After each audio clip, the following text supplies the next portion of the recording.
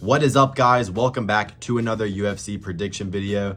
Today I'm going to be giving my full card predictions for UFC 305 taking place in Perth, Australia, with the main event of duplessis versus Israel Adesanya for the middleweight title. I already made a video specifically breaking down the main event. If you haven't seen that, check that out. I go into it a little bit more in detail, but without any further ado, we're going to go ahead and get right into the full card predictions. First fight on the card, Stuart Nickel versus Jesus Aguilar.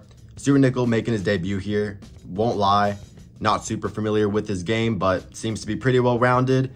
Jesus Aguilar, has some decent boxing, but he has absolute T-Rex arms. Has some submissions he'll go to every now and then. Lost to Tatsuto Taira, but has picked up 2 good wins since then. But I will go with Stuart Nickel here, undefeated, Australian. Hometown advantage. He's getting put in a position to win. I think he will. Next fight on the card, Kenan Song versus Ricky Glenn. I'm going to be picking Kenan Song here. Ricky Glenn been TKO'd in his last 2 fights, and Kenan Song, isn't overly impressive, but he does have pretty good power in his hands. He has the ability to hurt people with his punches. We saw that in the Ian Gary fight, dropping him pretty bad. And, Ricky Glenn losing to Christos Giagos, not a good look. Finished by Drew Dober brutally after that in the first round. So, coming off of 2 TKO losses, I don't like it here for him. I think that Kenan Song basically has the style to go in there and get a TKO here. I think he's the much better striker overall. So, I'm going to pick him to win via round 1 TKO. Next fight on the card, we got Tom Nolan versus Alex Reyes. Tom Nolan, the white Jalen Turner, super long and tall for the lightweight division. Lanky, wiry man striking, pretty talented on the feet. Does have durability issues though, for sure. Gets tagged on the chin and does not react well to shots whatsoever. Does get hurt on a regular basis, but Alex Reyes is literally just a lamb getting fed to the slaughter here. Alex Reyes is literally just a lamb in the UFC. Seems like he's always just getting fucked up every time you see him in the octagon. Tom Nolan, finishing potential, young prospect, long, tall, striking advantage. He's going to win this fight. He's minus 1,000 for a reason. Not going to look too deeply into that. I think he's going to win via round 2 TKO. As long as he doesn't get tagged on the chin though, because I think that weight cut really does get to him. Next fight on the card, we got Jack Jenkins versus Herbert Burns. Jack Jenkins, he's pretty good, well-rounded fighter. In his last fight versus Shepe, he was doing pretty good in that fight, but Shepe, he kind of got lucky.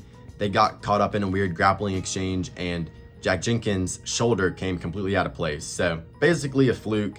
Hopefully he's recovered well from that injury. I expect him to go in there and dominantly win against Herbert Burns. Herbert Burns is absolutely garbage. There's no other way to explain it. He has some jiu-jitsu, the worst, base for mixed martial arts. Soy as fuck, gives up as soon as the first round ends, and he's basically just, he's literally another lamb getting fed to the slaughter here. Jack Jenkins, minus 600 for a reason. Another one of these fights where the UFC is literally just giving these guys a absolute layup.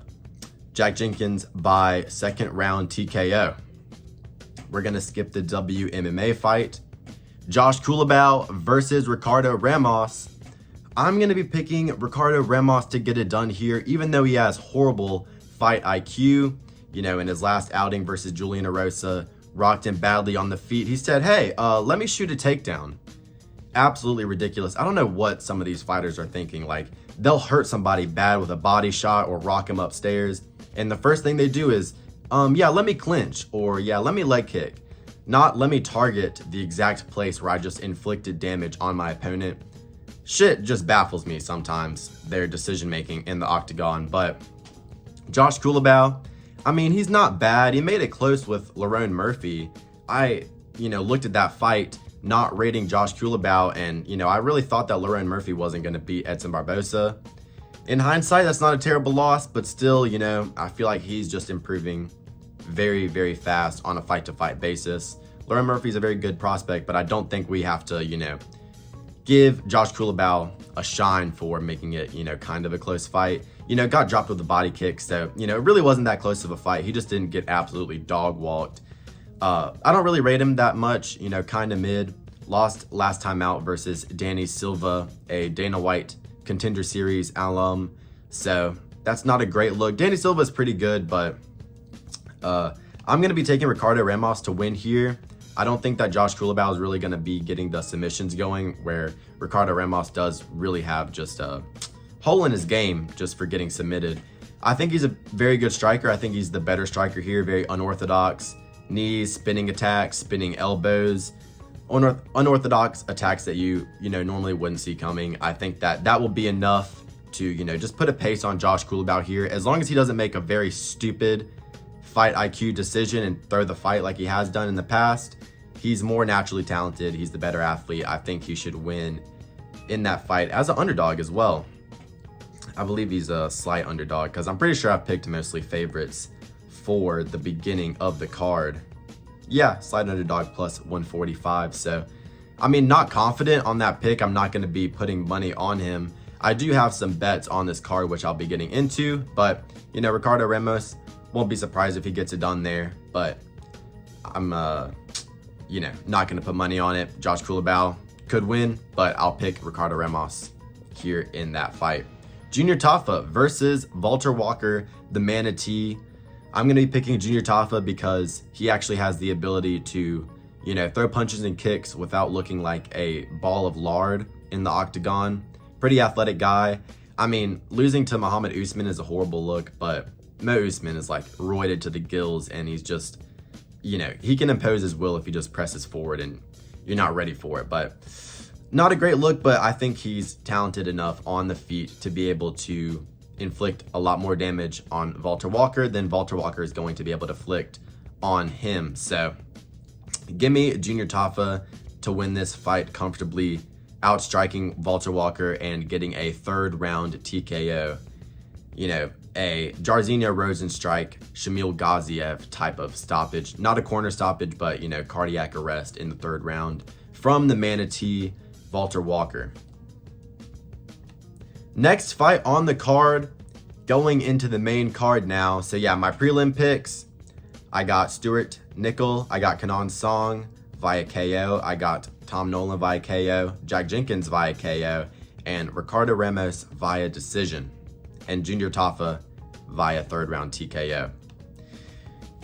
Li Jingliang versus Carlos Prates out of the Fighting Nerds gym. Carlos Prates is fucking nasty with the striking.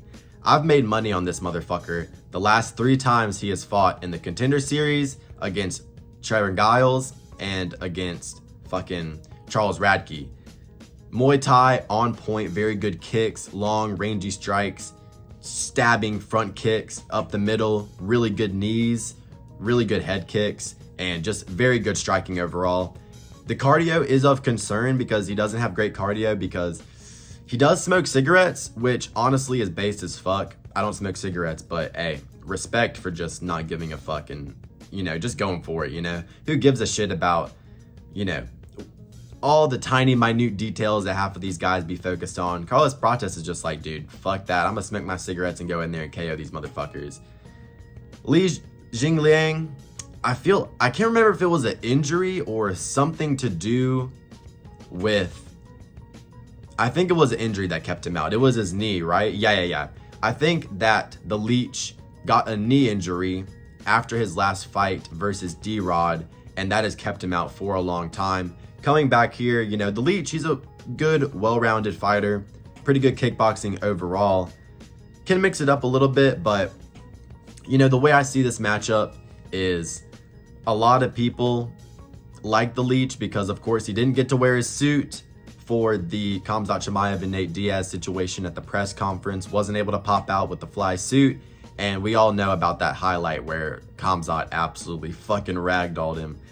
He's kind of a case of a lot of people feel bad for him, and, they show him a lot of empathy. But unfortunately, I don't think that Carlos Prates is going to be showing him much empathy here in this matchup.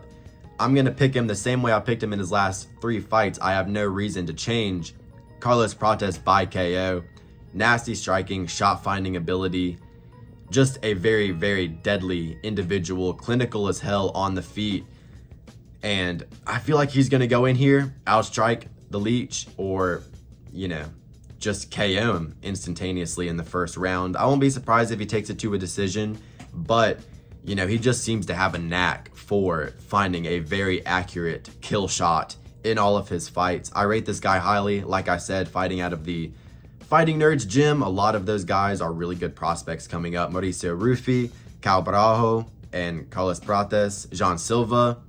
Absolute gym full of killers. I gotta pick Carlos Prates here. 2.5 to 1 favorite. I'm not surprised at that. And he is the first leg of a parlay that I have placed. I'll get to the second leg in a little bit. He's up the card, but Carlos Prates, I got money on him. First leg of a parlay. I think he's going to win this fight via KO, second round over the Leech. And we're all going to have to feel bad for him again. I like the Leech. I hate to say it, but I think that Prates is going to fucking starch him. Tied to Ivasa, Mr. Taco Bell versus Biggie Boy Jairzinho Rozenstruik. I'm going to be picking Jairzinho Rozenstruik to win this fight.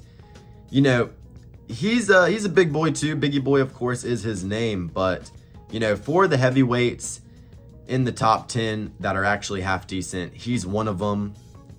Good jab, good striking overall, leg kicks, has some footwork.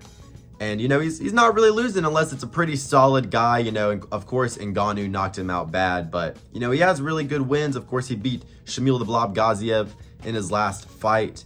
And, had really nasty knockouts like against Alistair Overeem, where he split his fucking lip in half.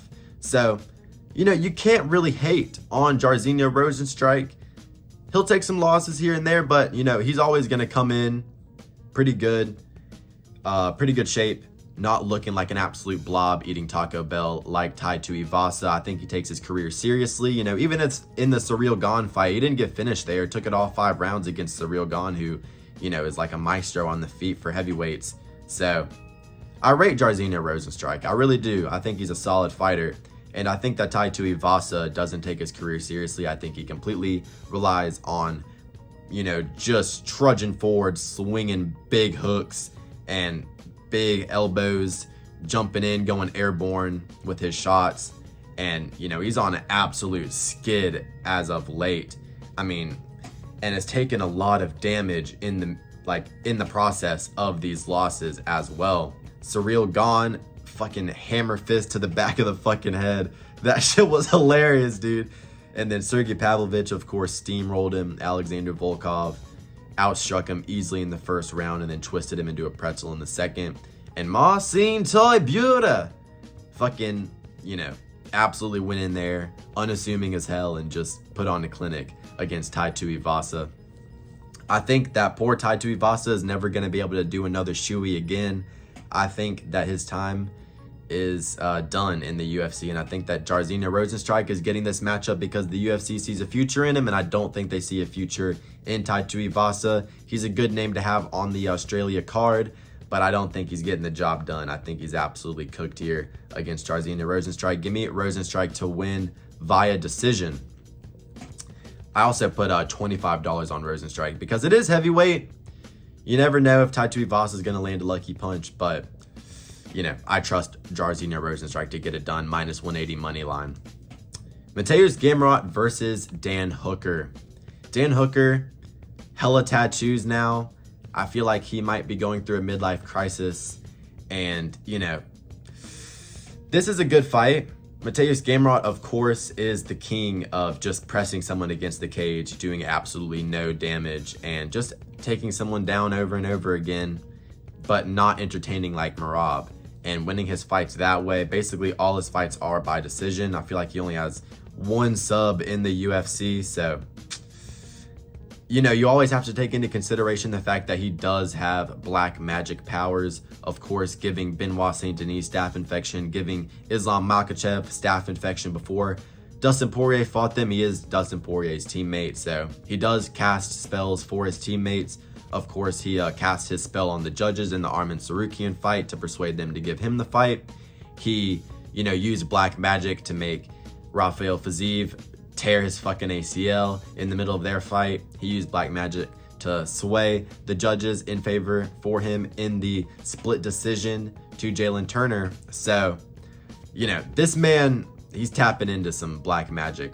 Alex Pereira, you know, he's just chilling. This is the motherfucker we need to be worried about. Jokes aside, you know, Dan Hooker coming off of 2 wins where he got the job done, but Claudio Puelles, you know, can't strike to save his absolute life and took hella fucking damage in the absolute war versus Jalen Turner, where he got his fucking cheek broken with a head kick. Insane. I don't know how Jalen Turner wasn't able to get the job done there. But, you know, before that, Arnold Allen absolutely swarmed him like a fucking beehive and just took him the fuck out. And, you know, before that, Islam Makhachev on short notice. Everyone's going to lose to Makhachev. Can't hate on him too much for that. The win over Nasrat Haqparast, in hindsight, looks pretty good. But, you know, Dan Hooker doesn't have the takedown defense for me to believe that he's going to beat Mateusz Gamrot here. 3-round fight. I got all the reason in the world to believe that Mateusz Gamrot is just going to take him down over and over again in a boring decision. You know, he's really good at what he does. I mean, his chain wrestling is off the charts, but just very boring. No submissions, no ground and pound. But, you know, there's not much you can do about it. He's going to get to your hips. He's going to sweep your legs. He's going to get you down. He's going to hold you there for about 30 seconds to a minute. You're going to get back up and he's going to do it again, and you're going to lose the fight. Hopefully, Dan Hooker can knee him in the fucking head and send him into orbit, but give me Mateusz Gamrot to win by decision here. Next fight on the card, Kai Kara France versus Steve Erceg. Michael Scott from The Office. You know, this is actually going to be a really entertaining fight, I feel like, because I feel like both of these guys have the striking styles to make this a pretty quick-paced fight, kind of like how Brandon Royval versus Kai Kara France was. But I am going to go with Steve Erceg here. I think that Steve Erceg's literally like a prodigy in the UFC. I mean, I picked Pantoja confidently to beat him, but damn, did he put on a good-ass performance, especially with the striking. I mean, unfortunately, kind of had a lapse of judgment in the 5th round, but of course, he was definitely exhausted. First 5-round fight ever. So, you know, in there with the champ, all the pressure was on him. One mistake, I don't think his fight IQ is bad. I think he's very talented on the feet, very slick boxing, good kickboxing combinations. I remember he hit Pantoja with a 1-2-3 and followed it up with the same side high kick. Slick striking. Kai Kara France, you know, he does have very good striking as well. Of course, he, you know, KO'd Cody Garbrandt out stiff. That shit, you know, hurt me to see. Askar Askarov, pretty good win. And, you know, before that, not too many notable names, to be honest. But in his last 2 fights, Brandon Moreno, higher level of competition, body kick. I think that, you know, Steve Erceg could get something off similar here and get himself a TKO, maybe with a left high kick, because Steve Erceg, he's a good-sized flyweight. Kai Kara France is an absolute midget. But, you know, his fight versus Amir Albazi, that was a really, really close fight. I could see it going either way, but I think he definitely inflicted more damage, but it just wasn't.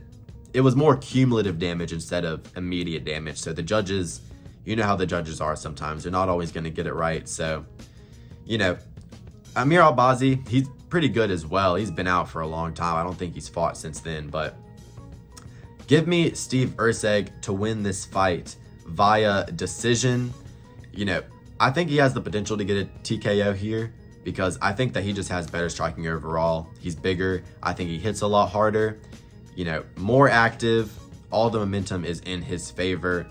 You know, his win over Costa is aging great, win over Dvorak, and of course, an absolute great performance over Alexander Pantoja. Of course, we see he has good shot finding ability in the win over Matt Schnell. So, you know, 2-1 favor here. He is the second leg of the parlay. Carlos Prates first leg, Steve Erceg second leg. You know, both of them, I believe Carlos Prates was minus 255, Steve Erceg minus 210. So it's 100 to win 107, I believe, just off of memory. But I am confident that Steve Erceg goes in here and gets the job done, bounces back from his title fight loss, and, you know, puts Kai Kara-France on a 3-fight loss streak. I think that, you know, that will make room for a Manel Kape versus Kai Kara-France fight. I think, you know, that's been needing to be made for a while now.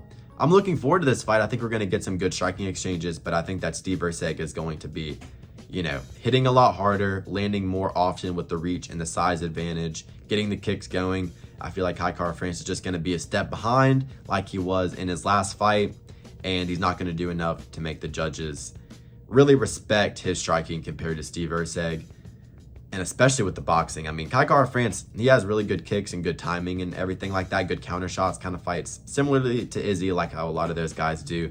But I feel like Steve Erceg is going to be marching him down, controlling the center of the octagon, and making Kai Kara-France just be second every single time. I think that Steve Erceg is going to get the jab going in his face, and he's just going to pick him apart at range for five rounds here. This is a 5-round fight though, right? 30-27 or 50-45. It's a 3-round fight. It's a 3-round fight. 30-27 for Steve Erceg. I wouldn't have minded this being a 5-rounder though. I wouldn't have minded being a 5-rounder. I already made a video on the main event, Dricus du Plessis versus Israel Adesanya. I'm going to take Israel Adesanya via dominating decision here. I think he's just going to absolutely humiliate Dricus du Plessis on the feet. I don't think Dricus du Plessis is going to be able to get the grappling going. He's only ever submitted Darren Till in the UFC. Darren Till could get submitted by a gust of wind. I picked Dricus du Plessis to beat Sean Strickland. I rate his game. I rate his ability to make in-fight adjustments, but I just do not see him being able to make up the skill gap in striking over Israel Adesanya. I think that Israel Adesanya could be live for a TKO here in the first 2 rounds. He definitely has the power to do so. I think he's on the steroids again. If it does go to a decision, the UFC, of course, they are behind him. Behind the scenes, the UFC can be rigged sometimes. It can be. Judges' scorecards, you know, ask Jared Gordon. But if it's a close fight, I favor Izzy getting the nod here, just like over Robert Whittaker in their second fight. That was a close fight. I think Izzy did enough, winning 1-3-5. So, you know, that is a good win for him, in my opinion, even though it was a bit of a lackluster fight in terms of entertainment value. Dricus du Plessis has been looking really good, but I think stylistically he just hasn't fought someone that can really expose his style. Like I mentioned in my video, Robert Whittaker was having a lot of success on the feet in their first fight, did go for the takedown.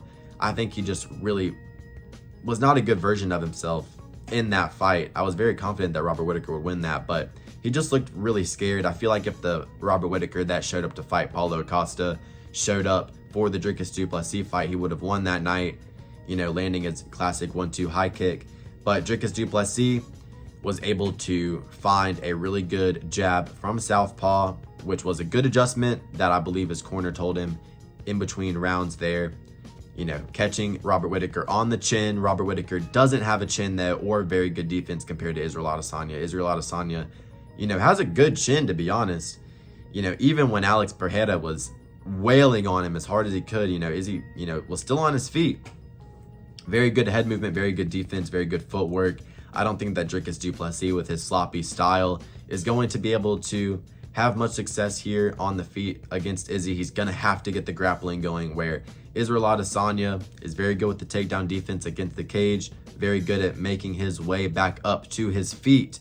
And I'm very confident that Israel Adesanya gets this one done. I feel like he's going to look like a 3-1 favorite in this fight. You know, he's only a -135 favorite now, with the odds changing a little bit.